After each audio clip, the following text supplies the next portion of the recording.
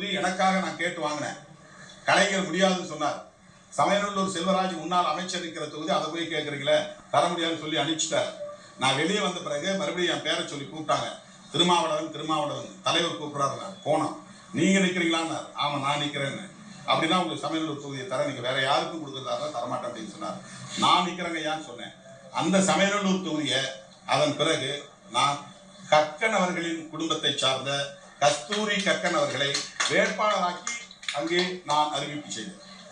அவர் கட்சி கிடையாது, தமிழ் மாநில காங்கிரஸ். ஆனா அந்த குடும்பத்தை கௌரவிக்கணும்.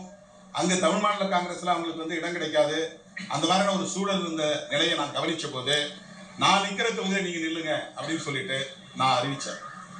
ஆனா கலைஞர் அது முன்கூட்டியே புரிஞ்சுக்கிட்டு, நாங்க பேசிக்கிட்டு இருந்ததை வச்சு தெரிஞ்சுக்கிட்டு, என்ன அவரே விழுப்புரத்துல வேட்பாளர் பட்டியல் அறிவிக்கும் போது நானே எதிர்பார்க்கல, திருமாவளவன் மங்களூரில் போட்டியிடுகிறார் அப்படின்னு கலைஞரே அறிவிச்சார். என் பேரை நான் சமயநல்லூர் தான் எழுதி வச்சிருந்தேன்.